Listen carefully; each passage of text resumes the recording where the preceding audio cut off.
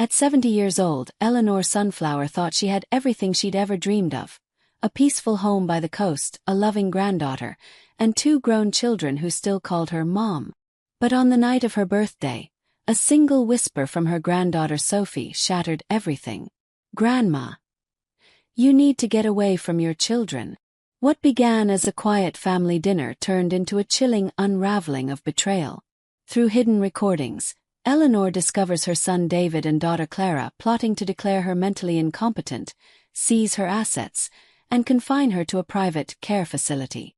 They even enlisted a corrupt doctor to certify her dementia, all so they could take control of her estate and life insurance.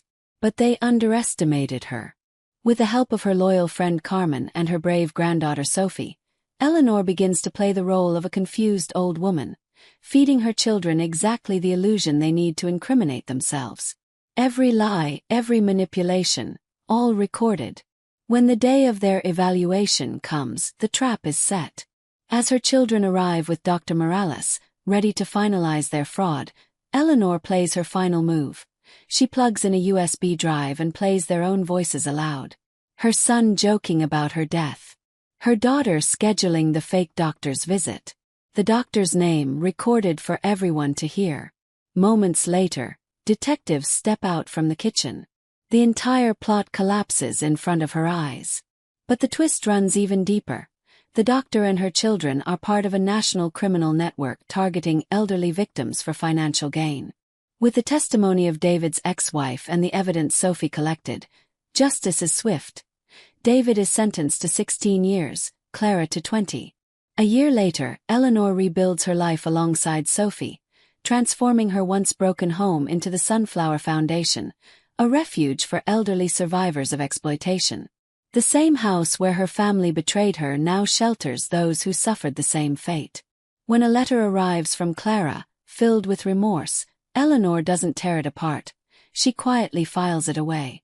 Some wounds don't need vengeance. They just need peace.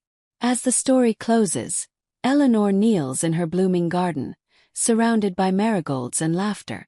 "I lost 2 children," she says softly, "but I gained my soul." A story of betrayal, courage, and rebirth, where one woman's quiet strength exposes a web of deceit and turns pain into purpose. The house was filled with light and laughter, the kind that warms the soul, the kind I used to dream about in my loneliest moments after John died.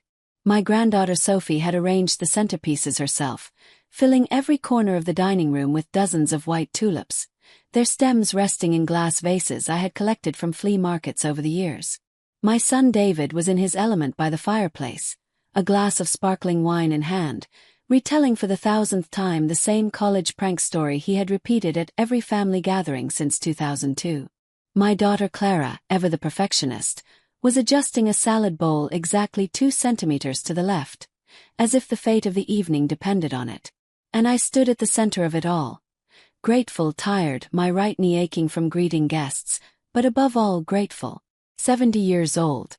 A retired cook who had sold 3 successful taco shops, owned a lovely house near the coast, had 2 grown children who still called me Mom with affection, and a granddaughter who made me feel that, at least in one thing, I hadn't failed. When the applause for my birthday toast faded, someone called out from the dining room, "Eleanor, where's the knife for the cake?" I smiled and excused myself to go find it. In the kitchen, I opened the drawer beside the refrigerator, where I always kept it. But before I could reach in, I felt a small, firm hand grip my arm. 'Twas Sophie. "Grandma," she whispered, her hand surprisingly strong. "Don't shout. Just come here." She led me to the back of the kitchen, away from the noise. Her face, normally so calm, was pale. Her eyes shimmered with panic. "You have to get away from your children." For a second I thought I'd misheard. "No. I don't understand," I stammered. She didn't answer. Instead, with trembling fingers, she unlocked her phone and opened a video. She handed it to me. It was my living room, the same couch, the same rug, but the light was different. It was a recording. David and Clara were sitting exactly where they had been that evening, but their faces were different. Cold, focused, like business partners making plans. Sophie pressed play. The screen glowed between us. My hands were shaking so badly she had to hold the phone for me. The timestamp said 2 days ago. The house was empty. That morning I had been out at my routine appointment with Dr. Ramirez, but there they were. My children, sitting on my couch as if they already owned the place. David's voice cut through the silence of the kitchen. We need to move fast. She's still too lucid. Clara nodded, one leg crossed elegantly as always. If she stays this sharp, no judge will approve anything. We need to get the guardianship order before that changes. Guardianship? I blinked, trying to understand. They spoke with the calmness of people making a shopping list. Clara leaned closer to the screen. I spoke with Dr. Morales. He said if we prepare the paperwork and stage a few episodes, confusion, forgetfulness, he can certify cognitive decline. The video went on, but I couldn't hear anymore. A fog settled over my thoughts. I leaned against the granite counter, my legs suddenly too heavy. Sophie held my elbow. Grandma, this isn't the only video. I shook my head. No, I don't want to see more. Not now. Because the worst part wasn't the video. It was that, deep down, I wasn't as surprised as I should have been. Somewhere in the quiet corners of my memory, I had noticed things. Subtle changes, a tone in David's voice when he asked about my will, the way Clara checked my mail as if looking for an opportunity.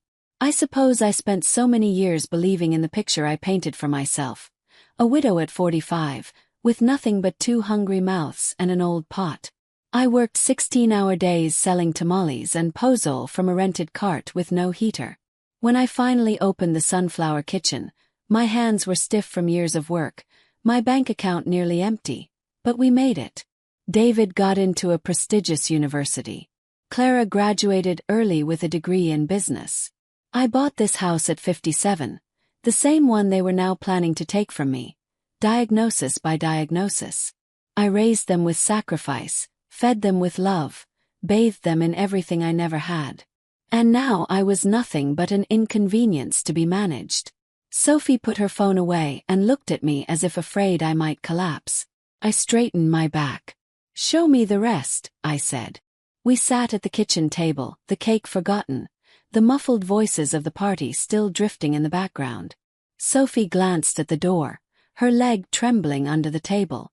I tried to keep my breathing steady as she opened another video. I didn't tell anyone, she whispered. But when I noticed your sapphire earrings were gone, and then that checkbook, I knew something wasn't right. You never lose anything. I remembered those earrings. John gave them to me on our 25th anniversary. I'd thought I'd misplaced them, or maybe accidentally donated them along with some old scarves. I hadn't wanted to believe the other possibility. I put in 2 hidden cameras, Sophie continued. One in the living room, another near your desk. I told Mom it was to watch for raccoons. She pressed play again. A new recording. This time Clara was flipping through a folder of documents, while David swirled a glass of tequila that certainly wasn't his. They sat on my couches as if they owned the house. Clara's voice was firm, precise. We can say she left the stove on twice. David grunted. Better to keep it simple. One incident, maybe some confusion. No need to exaggerate. She's still too lucid, Clara replied. The power of attorney papers won't go through unless we speed up the mental evaluation. Then David leaned back and let out a short, empty laugh. That place in Lakewood is perfect. Far enough that she can't run off, quiet, clean.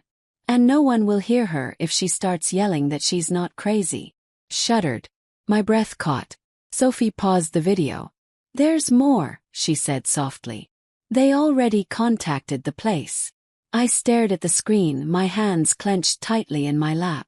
The words bounced around in my head like marbles on tile. Power of attorney. Mental evaluation. Far enough away.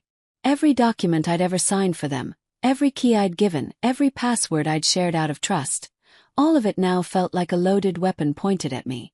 I had built this house, this life, thinking I was giving them a future. Apparently that wasn't enough. They wanted mine too. Sophie reached for her phone again. There's one more recording you need to see, she whispered. It's worse. The party ended like any other. Hugs at the door, promises to call, trays full of leftovers. David kissed my cheek and said, "You're sharper than ever, Mom." I watched him leave, that warmth in his eyes now feeling like pure performance. Clara stayed a little longer to hand me a scarf in my favorite plum color. "For when it gets cold," she said, sweet as honey. I thanked them both, because that's what mothers do. When the house finally fell silent and Sophie had gone home for the night, I sat alone in my study. The video still haunted me. I looked at the photos on the wall. David at his graduation, Clara in her wedding dress, the three of us at the beach the summer after John died. For years, I had looked at those pictures and only seen love. Now, I wondered if I had ever noticed that Clara's smile never reached her eyes. A week ago, she had brought up my will again. "Just to make sure everything's up to date," Clara had said. I told her I hadn't changed my will in 10 years, because there was no need. David had asked me more than once lately if I'd been losing things. "Just curious, Mom," he'd say with a laugh. "You're not getting any younger." I used to laugh with him. Now the thought made me sick. The next morning I called Carmen. We hadn't spoken in months, not since her husband's surgery, but she answered on the first ring. "Carmen," I said, "I need your legal mind and your silence." She arrived that afternoon with a folder in hand. "You sounded like someone who's been betrayed," she said, hugging me tightly. I told her everything.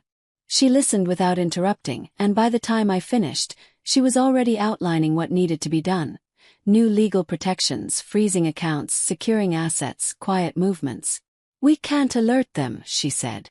"They think you're slowing down. Let's make that your greatest advantage." By nightfall, she had drafted the first protective amendments. As I signed them, I finally felt the tide turn in my favor. Then Sophie sent me a message with 3 words that made my blood run cold. "They're meeting tonight." I started with the smallest cracks. I asked Clara twice how to set the oven timer. At lunch, I told David I'd forgotten the name of Sophie's school, even though I knew it better than my own postal code. I left a cup of tea in the microwave for hours, pretending I'd forgotten it. I even faked not remembering what day the trash was collected, which nearly killed me inside. I hadn't missed a pickup in 30 years. They noticed. Clara began speaking to me more slowly, with that exaggerated patience you use for a small child. David, on the other hand, started smiling more, that smug smile he used to flash before a checkmate in chess, when he knew he had me cornered. Meanwhile, Sophie kept recording. She had planted a microphone near the fireplace, where they loved to sit and whisper after I went to bed. One night, she sent me an audio clip that nearly made me throw my phone against the wall. David laughing. "If she goes naturally, I get the life insurance, but this way's faster." Clara's voice followed, calm and steady. "Friday's set. Dr. Morales says 1 serious episode is enough to move things forward." That was in 2 days. When I called Carmen, she answered on the first ring again. "We're running out of time," I said. "They're planning something for Friday." She cursed softly and told me to keep pretending. "You've already done the hardest part," she said. "Now let's make sure they fall into your trap." That night, I opened the tin where I kept my late mother's missing pearls. I didn't cry. I didn't scream. I just took notes, evidence. The next morning at breakfast, David offered to help me with my grocery list. I smiled, handed him a pen, and asked how to spell lettuce. He looked so pleased, so confident in the version of me he believed he'd created. Let him believe it, because the night before, Sophie had confirmed what I feared. They were bringing the doctor to my house. Friday arrived with a strange silence, so heavy I could hear the hallway clock ticking like a countdown to an explosion. I brewed coffee with steady hands and laid out the biscuits Clara liked, staying in character until the very end. When the doorbell rang at exactly 9 o'clock, I didn't flinch. "Open the door." There stood David beside a tall, thin man in a beige coat, a briefcase gleaming at his side. Clara was climbing the porch steps, clutching a folder like it was a sacred treasure. "Mom," David said softly. "This is Dr. Morales." He's just here to ask a few questions to make sure everything's fine. No pressure. Clara added sweetly. It's just routine to give us all peace of mind. I smiled and stepped aside. Of course. Come in. They settled into the living room. Dr. Morales pulled out a form and clicked his pen. All right, Mrs. Sunflower. I'd like to start with a few simple questions. I interrupted him. Actually, before we start, I'd like to show you something. A short video. It explains everything. I walked to the TV, inserted the USB drive Carmen had prepared, and turned up the volume. The room filled with their voices. My children's voices. David joking about my life insurance. Clara naming the day and time of this very ambush. Dr. Morales' name clearly mentioned. They froze. Clara shot to her feet, her smile erased. Mom, this is out of context. It's illegal to record. Sit down, I said calmly. Just then, Carmen entered from the kitchen, her heels clicking against the tile, followed by a man in a charcoal gray suit. He held up his badge. Detective Charles Mendez, Elder Protection Unit. Dr. Morales turned pale. David looked at me as if I had just slapped him. We've been monitoring your communications for the past 3 weeks, said Detective Mendez. There's more than enough evidence to proceed. Clara finally found her voice. You planned this. I turned toward her, the weight in my chest finally beginning to lift. No, Clara, I said quietly. You planned this. Just as the detective stepped forward to begin reading their rights, the front door creaked open again, and Sophie walked in, phone in hand, eyes blazing with fire. She didn't speak right away. She simply stepped into the living room, her gaze moving from David to Clara to the doctor, unblinking. Her phone was still recording. Detective Mendez gave her a small nod before speaking again. You weren't the only victim, he said. We've been tracking Dr. Morales for over a year. He's connected to at least 9 cases of elder guardianship fraud across 3 states. Dr. Morales went even whiter, finally opening his mouth. This is absurd. Be quiet, Mendez cut him off sharply. You've orchestrated the institutionalization of vulnerable seniors using forged documents and paid witnesses. And you didn't act alone. Then the door opened once more. A thin woman with streaks of gray at her temples stepped in. Unmistakably Veronica, David's ex-wife. Her hands were trembling, but her back was straight. I've already given my statement, she said. He did it to me too. David's face crumbled. You don't belong here. Veronica didn't even look at him. You took everything from me. My savings, my jewelry, even my father's war medals. I was just a rehearsal before you turned on your own mother. The silence that followed was shattered by Sophie's voice. I went to the state unit 2 months ago, she said, still staring at her parents. When I found the forged checks and that memo about the care home, I realized it wasn't just theft. It was a pattern. I turned toward her slowly, the weight of the past weeks pressing down on me like lead. You've been working with them all this time. She nodded. Detective Raul Gomez contacted me after I filed a private report. We've been building the case together. Detective Mendez gave a tense smile. Thanks to Sophie's recordings, your legal counsel's coordination, and Mrs. Veronica Sunflower's testimony, we started pulling the thread. And what we found is a full criminal network disguised as a care alliance. I felt the floor shift again, not from fear this time but from clarity. David and Clara said nothing. Their silence was no longer power, it was collapse. I looked at Sophie, my anchor, and I knew exactly what I had to do next. The courtroom smelled of dust and old paper, and for a moment, I wondered if justice always lived in such cold buildings. I sat beside Sophie, my hands folded, pulse steady. The judge was younger than I expected, clear-eyed, firm-voiced, the kind who looks people in the eye when delivering a sentence. When the videos played, no one spoke. David's voice filled the room, joking about my life insurance as if it were poker chips. Clara's tone was clinical, detached, as she discussed dates and symptoms. People in the gallery shook their heads. A woman wiped her eyes. When the last clip ended, The silence was so deep I could hear the judge exhale. Veronica testified first. Graceful, but her voice broke only once, when she mentioned the war medals David had sold. Then came another woman from Guadalajara, another from Tijuana, women like me. All of us targeted with the same careful language, the same smiling offers of help, the same fake doctors. We weren't just stories. We were evidence. Then Sophie stood. I watched her shoulders square, her chin lift. My mother and uncle betrayed their own blood, she said clearly. But my grandmother, she stayed kind. Even as she watched her world fall apart, she never stopped breathing, never stopped fighting. When the judge turned to me, his voice softened. Mrs. Sunflower, he said, your vigilance, your courage, your refusal to give up. They made this process possible, the judge said. I admire your spirit, and the court thanks you. David was sentenced to 16 years. Clara received 20, without the possibility of parole before serving the minimum. Neither of them looked at me.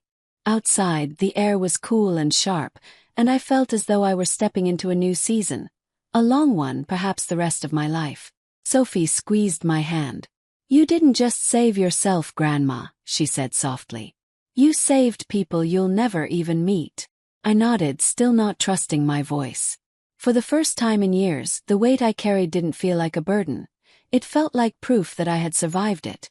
I exhaled deeply and looked ahead, already knowing what I needed to do next. A year has passed since the trial. The seasons have changed, the headlines have faded, but my mornings begin the same way. Coffee in my favorite mug, steam curling in soft spirals, and the sound of Sophie's footsteps coming down the stairs. She still wears those ridiculous bunny slippers, just like when she was a child spending weekends here. Now we laugh more. It's easier. She's about to finish her degree in geriatric care, already getting offers from clinics that need hearts like hers. She tells me I was her inspiration. I tell her she was always meant to do something great. The truth lies somewhere in between. We've turned this house into something different. Not a shrine to pain, nor a museum of what went wrong, but a place of gathering. The Sunflower Foundation now operates out of what used to be my study, the same room where I once watched my world collapse. Now it holds flyers, resources, and weekly support groups for older adults. We meet every Thursday. Sometimes 5 people come, sometimes 20, it doesn't matter. Every story shared becomes another root, another branch on the tree we've planted. Veronica came last week, smiling in a way I hadn't seen in years. She remarried, and now helps women in transitional housing gain financial independence. Mrs. Lopez, another survivor, brought lemon bars and told us she finally changed the locks her son had keys to for years. Small victories, steady ones. The garden is blooming again too. For a while I thought it never would. But last spring Sophie and I spent weeks replanting. We dug deep, got our hands dirty. The roses returned, then the lavender. Now, in the evening light, the yard glows like something from an old memory. But this one I trust. Sometimes I still wake from dreams where David stands at the door or Clara whispers behind me. But then I hear Sophie humming in the kitchen or the wind rustling through the new flowers. And I remember where I am. Today I received a letter from Clara, the first since her sentencing. The envelope sat on the kitchen counter all morning before I dared to open it. I recognized the handwriting before I even saw the name. Precise, familiar, flawless. Clara always had beautiful penmanship. She'd learned it in Catholic school, tracing loops and lines with a ruler at her side. Even her lies had been neatly written. The letter wasn't long. It didn't plead. It didn't ask for anything. She wrote about sleepless nights, about hearing her own words from the trial echo in her head. She admitted she had planned everything, that she didn't know when ambition had turned into something darker. She said she was sorry. I read it once, then folded it carefully and tucked it into the back of a drawer where I keep old receipts and warranties I no longer need. Some things aren't meant to be displayed, only kept quietly in their place. Later that night, I lit a candle beside a photo album I hadn't opened in years. Pictures of birthday parties and beach trips looked like postcards from another life, A life that seemed perfect only because I hadn't known what questions to ask. I closed the album, pressed the cover gently, and set it back on the shelf. Outside, the sun was starting to set. Sophie was at the edge of the garden with two of our regulars from the foundation, Mrs. Lopez and Elena Vargas. They were planting bright orange and golden marigolds. I walked toward them slowly, my knees stiff but steady.